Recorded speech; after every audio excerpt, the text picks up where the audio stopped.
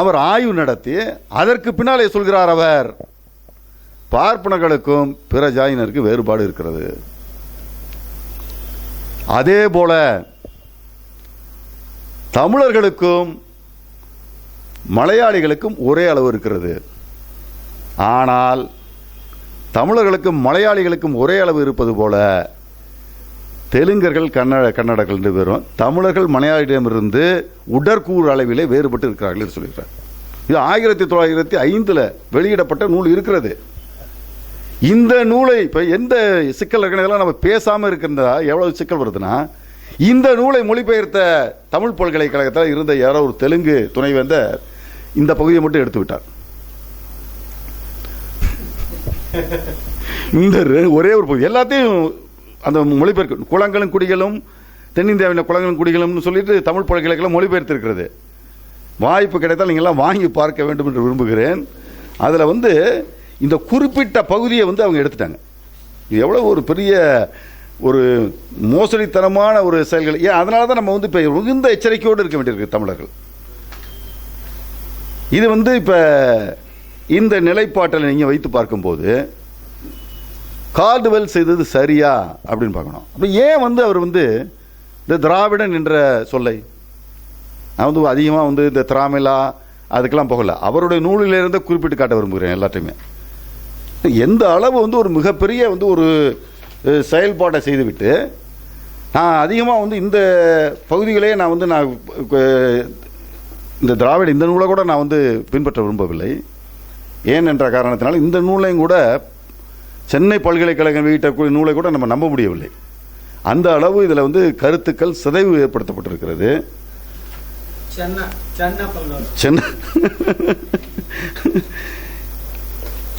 அவர் அவர் முதல்ல அவர் தான் இந்த திராவிடன்ங்கிற அந்த சொல்லையே நான் தான் அறிமுகப்படுத்துறேன்னு ஒத்துக்கிறார். ஏன் அறிமுகப்படுத்துறேன் அப்படின்னு சொல்லும்போது தான் இன்றைக்கு கால்டுவலை தூக்கி நிறுத்தவர்கள் வெட்கி தலைகுனிய வேண்டும். அவர் சொல்லக்கூடிய காரணங்கள் இது எல்லாருக்கும் ஆங்கிலமே நிறைய பேருக்கு தெரிந்திருக்கக்கூடிய காரணத்தினால நான் ஆங்கிலத்திலையும் படிக்கிறேன். This family which I styled Dravidian has been styled Tamilian by some recent writers. அவரே சொல்றாரு. But though the Tamil is the oldest and most highly cultivated member of the family, and that which contains the largest proportion of the family property of forms and roots, yet as it is but one dialogue out of many, and does not claim to be the original speech from which other dialects have been derived. மிகப்பெரிய ஒரு தமிழில் இருந்துதான் தெலுங்கு கன்னடம் பிறந்தது, திராவிட மொழிகள் எல்லாம் பிறந்தது என்று Caldwell சொன்னார் என்று சொல்லக்கூடிய, கால்டுவெலுக்கு துணையாக திராவிடத்துக்கு துணையாக செய்யக்கூடியவர்களுக்கு கால்டுவெல் சொல்லியிருக்கக்கூடிய கருத்து, it is but one dialogue out of many. பல பேச்சு வழக்குகளில் இதுவும் ஒன்று. எது? தமிழும் பேச்சு வழக்கில் ஒன்று. And does not claim to be the original speech from which the other dialects have been derived. மற்ற பேச்சு வழக்குகள் இதிலிருந்து தான் பிறந்தன என்பதை அவர்கள் எங்கு நிலைநாட்டவில்லை. As it is also desirable to reserve the term Tamil or Tamilian, or it is generally but erroneously written Tamulian, to denote the Tamil language itself and the people by whom it is spoken. I have preferred to designate this entire family by a term which is capable of wider application. The word which I have chosen is Dravidian. மற்றவர்கள் ஏற்றுக்கொள்ள மாட்டார்கள். இதுவும் மற்ற மொழிகளுக்கு தாய்மொழி அல்ல. திராவிட மொழியினுடைய ஒரு பேச்சு வழக்கு இது. இந்த பேச்சு வழக்கில் இருந்து தான் மற்ற பேச்சு வழக்குகள் தெலுங்கோ கன்னடமோ அல்லது வேறு பேச்சு வழக்குகள் வந்தது என்பது இல்லாத காரணத்தினாலே தமிழினம் என்பதை என்னால் ஏற்றுக்கொள்ள முடியாது என்று சொல்கிறார்.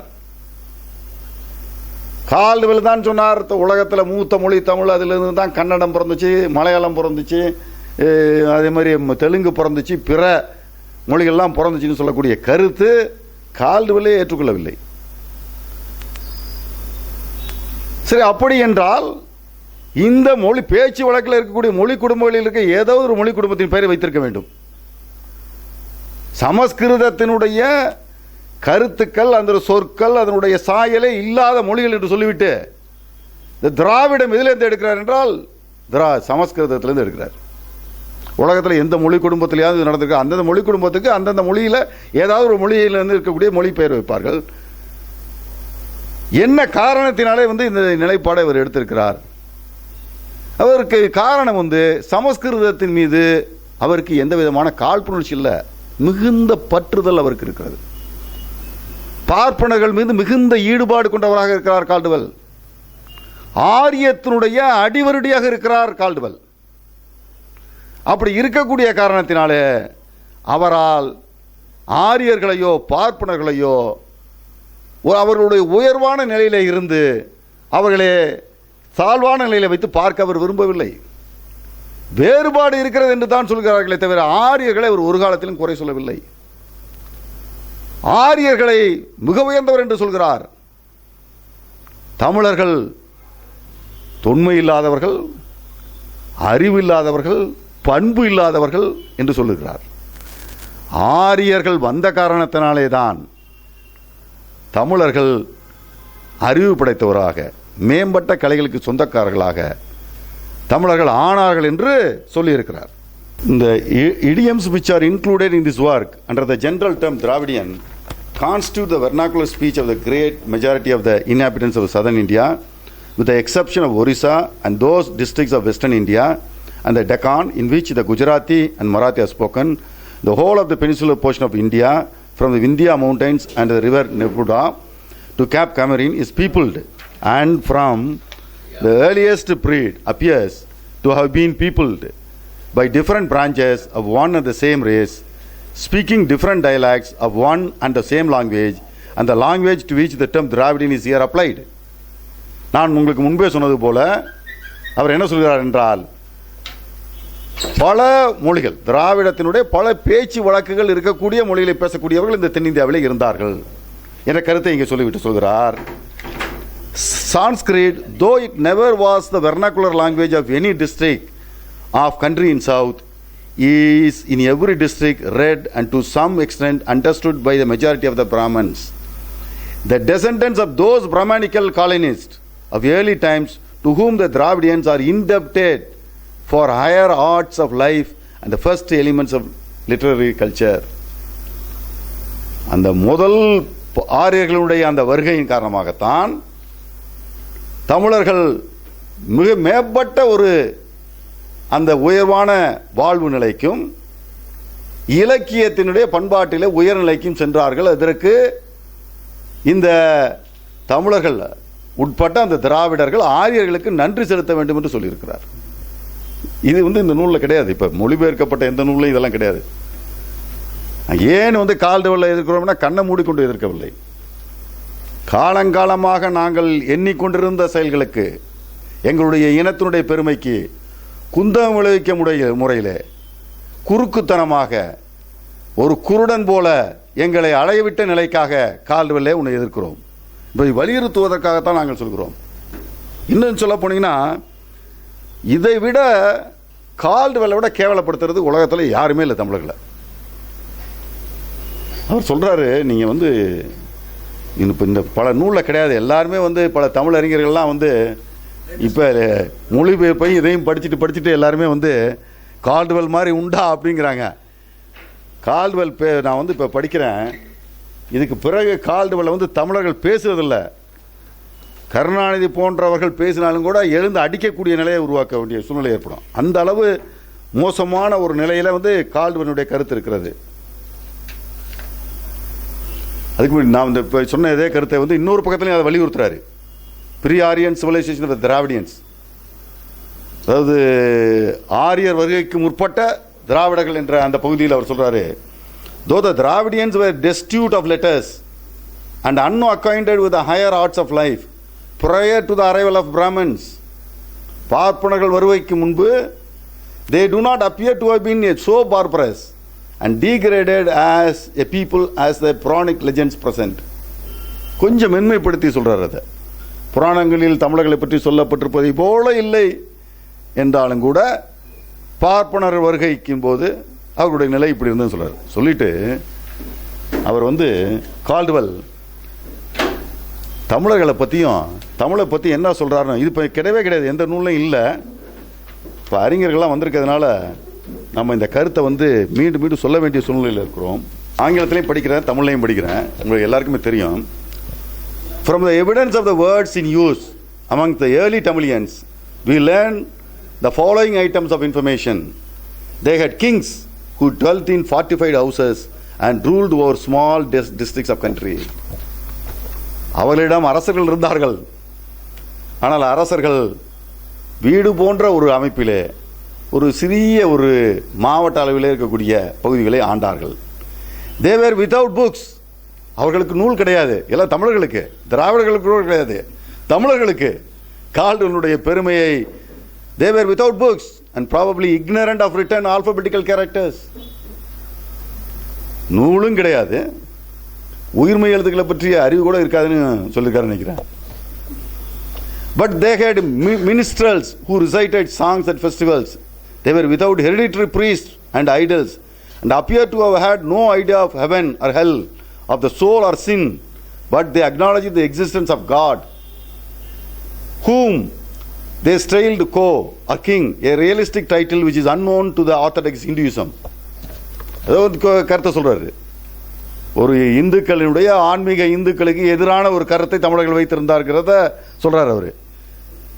They erected to his honor a temple which they called Koil, God house, but I cannot find any trace of the worship they offered to him. The chief, if not the only actual worship which they appear to have practiced, was that of devils. சாத்தான்களை வணங்குபவர்களாக இருந்தார்கள். Which they worshipped systematically by giving to the devil, offering bloody sacrifices, அதாவது ரத்தத்தை கொடுத்து, and by the performance of frantic devil dances. இதெல்லாம் தமிழர்களை பற்றி Caldwell ரொம்ப மேன்மையாக எழுதியிருக்காரு. இன்னும் அதிகமாக எழுதுறாரு பாருங்க. They were acquainted with all the ordinary metals with the exception of tin and zinc. ஒண்ணுமே தெரியாதுங்கிறார் அவர். They were acquainted with all the ordinary metals with the exception of tin and zinc தவிர மற்றதெல்லாம் தெரிகிறாரு. With the planets which were ordinarily known as the ancients, with the exception of Mercury and Saturn.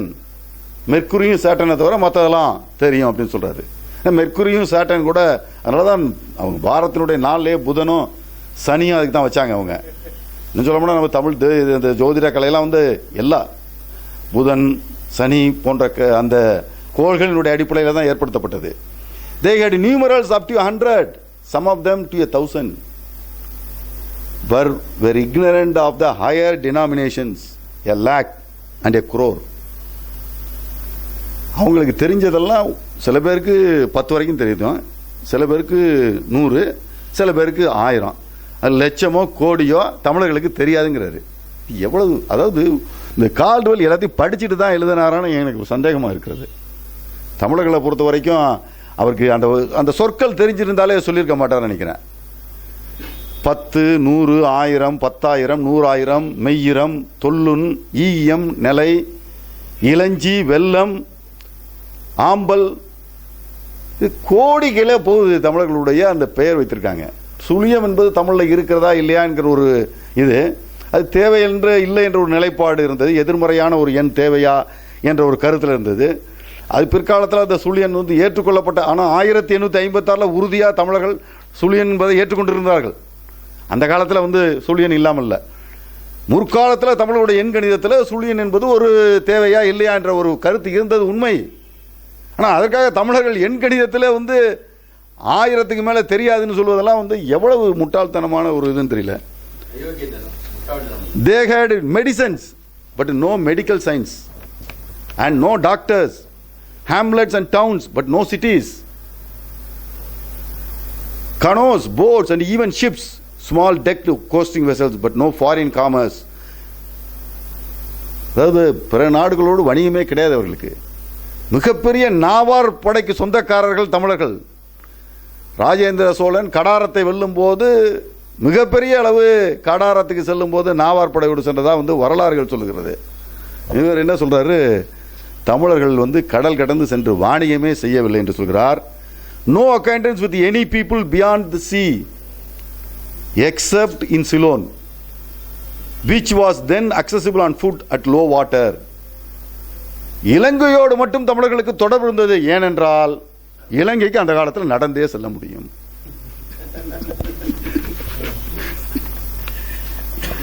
And no word expressive of the geographical idea of island or continent. தீவு என்று சொல்வதற்கு தமிழ்ல வார்த்தை இல்லைன்றார், சொல்ல இல்லைன்றார்.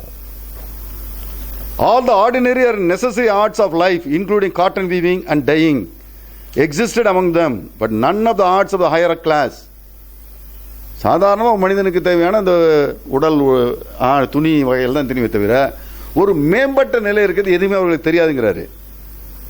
They had no acquaintance with the painting, sculpture or architecture. எனக்கு சந்தேகமாக இருக்கிறது, இந்தியாவுக்கு வந்த பிறகு, சென்னைக்கு வந்த பிறகு 800 மைல் இங்கிருந்து கோயம்புத்தூர், கோயம்புத்தூருக்கு பிறகு அவர் திருநெல்வேலிக்கு இடையங்குடிக்கு நடந்தே சென்றவர் கால்டுவெல். இந்தியாவுக்கு முதல் முறையாக வந்த போது கால்டுவெல்லே நீ எந்த கோயிலையும் பார்க்கவில்லையா? நடுவில் தமிழர்களுடைய சிற்பக்கலை உன் கண்ணில் படலையா? With astronomy or even astrology, and were ignorant not only of every branch of philosophy but even grammar. Their uncultivated intellectual condition is especially apparent in words that relate to the operations of the mind.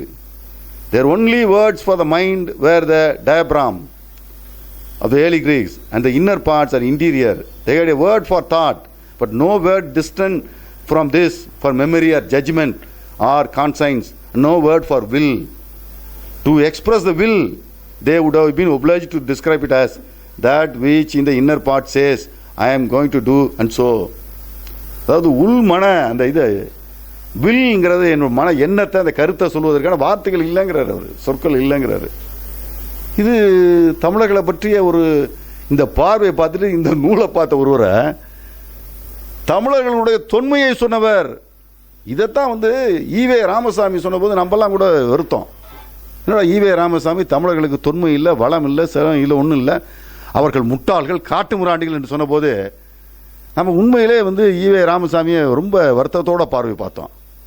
ஆனால் அவருக்கு எங்கே இருந்து மூலம் கிடைச்சிருக்குன்னா இங்கே இருந்து தான் மூலம் கிடைச்சிருக்கு. கால்டுவெல் தமிழர்களை முட்டாள்களாகவும், காட்டு முராண்டிகளாகவும், தொன்மையற்றவர்களாகவும், வளமில்லாதவர்களும் காட்டிய காரணத்தினாலே தான் அதற்கு பின்னாலே அவர் நிலைநாட்டிய அந்த திராவிடத்தை சொன்னக்கூடிய ஈவேராவும் தமிழர்களை, தமிழ் மொழியை காட்டு முராண்டி என்று சொன்னது நமக்கு தெரிகிறது. வந்தேரி பார்வை பார்த்ததுலையும் அதுதான். தமிழர்களை காலங்காலமாக நம்ம பார்த்துட்டு இருக்கோம். இது தமிழர்களுடைய தாயகம் சொல்லிட்டு இருக்கோம். அவர் சொல்றாரு தமிழர்கள் என்னுடைய தாயகம் இதுவல்ல என்று சொல்கிறார்.